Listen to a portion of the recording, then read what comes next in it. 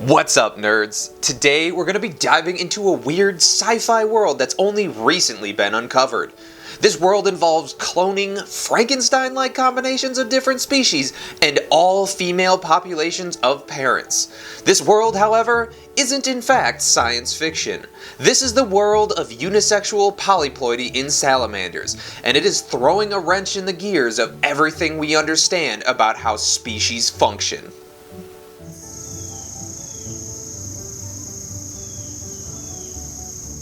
Okay, so technically speaking, this isn't a topic that you jump straight into. You're probably not going to be learning about this in your typical science book, or even the advanced ones.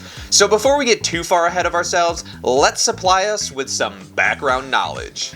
First things first, we need to understand how salamanders reproduce, and that means getting into the water. Unfortunately, it is winter here in northern Illinois, so we're gonna have to be a little bit creative. Now, the unisexual salamanders belong to a group of salamanders known as the ambistomids. Rather than the typical reproduction methods we see in many animals, these salamanders take a sort of hands-off approach. Males and females of the ambistomids enter pools like these ones in the early spring. These pools are often ephemeral or temporary, and they vanish as spring water evaporates.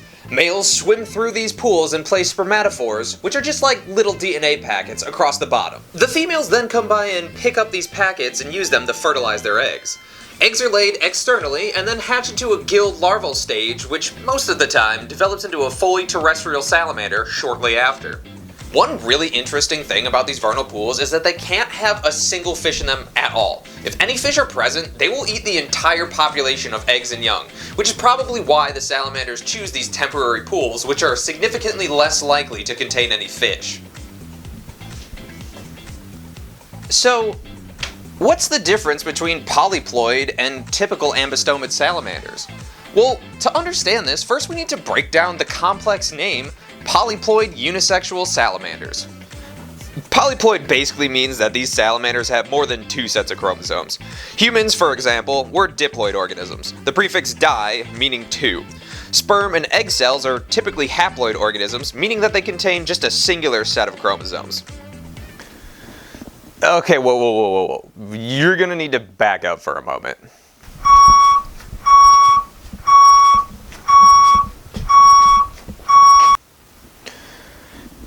I meant you're going to have to rewind.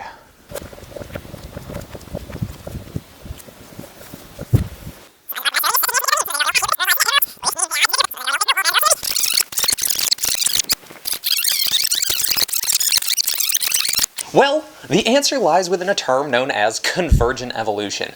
No, you're taking this far too literally, and you went back way too far. We're literally in the last video now. I was just confused about the polyploidal aspect of it. How do these salamanders have multiple pairs of DNA, and how are they unisexual if they have multiple pairs? Great question. So, to produce clones, typically, you're looking at three different descriptions of reproduction. You can have parthenogenesis, gynogenesis, or hybridogenesis. Good news is, the accepted term for reproduction in unisexuals is a lot more specific and requires us to learn about none of those previous forms. It is a form of clonal reproduction known as kleptogenesis. What this actually means is that these populations of all-female salamanders are stealing the spermatophore packets from other species of salamanders. They can then store this different genetic data of up to 5 known species of salamanders all together. Then they use these sperm packets to stimulate egg development, but they don't actually require fertilization from the males. They can then choose to steal the genome of these different species, which can later be incorporated into their reproduction.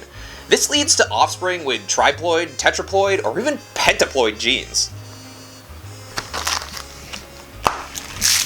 At this point, we're starting to get a little extra heavy with the science sauce. So let's take a quick moment to refresh our brains with some anti-knowledge palate cleanser.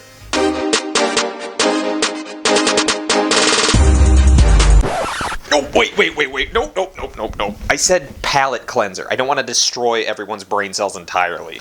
Right, so at this point we understand the mechanisms of reproduction of these salamanders. But there is one question we still don't have the answer to yet. And that is... why? Well, Great question, hopefully not copyright image of Ryan Reynolds. For all intents and purposes, clones don't really make a whole lot of sense in terms of effective reproductive methods. So what I mean by this is that theoretically your typical clones are a lot more susceptible to diseases and other invasive things that could wipe out populations with similar, or in this case identical, genetics. However, in the case of these polyploidal clones, we see both genotypic and phenotypic variation since they can pick and choose which traits are utilized. Let me explain that a little bit further. Well, basically, it means that on top of having offspring with different genetic traits that may give the population more strength against disease and things of that nature, sometimes physical trait difference can be observed as well. Let's take a look. Right now, all of the salamanders that you're seeing on your screen are unisexual polyploids. Typically, there isn't an insane amount of phenotypic or physical trait difference within populations. However, all the salamanders you see here are from one single population. Although this is less common, it is not altogether uncommon for significant variation in how these genetics are represented. With different combinations of genes utilized all the time in their reproduction, there's going to be some variation. In some cases, this variation is actually significant enough to make relatively concrete hypotheses on some of the species represented within a single individual. Of course, lab testing is required to get a full idea of the genomic differences within an individual, as they're usually not all represented physically. Oh, I did not clean that good enough. According to a study published in the Journal of Zoology in 2016 by Sachuchi M.J., Denton R.D., Holding M.L., and Gibbs H.L., another advantage of polyploidy is higher tissue regeneration rates, which is definitely a beneficial superpower to have if you're trying to preserve your species. Wait, did I just say species? Why would I do that? Well, other than creating a segue for this explanation. Oh wait, that's exactly why I did it. So, although these polyploidal unisexual salamanders steal from other species of ambystoma, like Ambystoma laterale, A. tigrinum, A. texanum, and a couple others, the polyploids themselves don't really fit within our typical species boxes. With unisexual salamanders, you kind of have to think outside of the box. Because of the different genetics represented throughout a single population of these individuals that come in a variety of different combinations, they can't really be compartmentalized into a specific species. This makes them even more unique and interesting as they divert from our typical understanding of both reproduction and species delineation.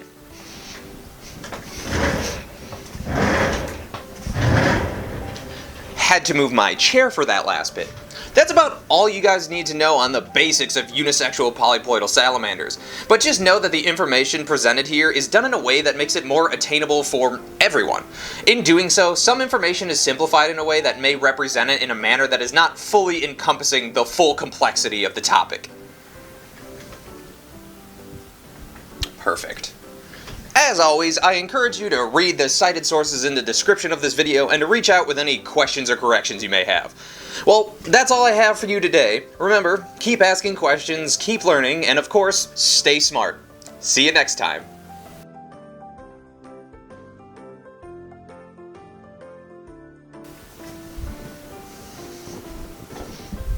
Nope. We see in many animals, these salamanders they choose temporary pools, which are significantly less likely to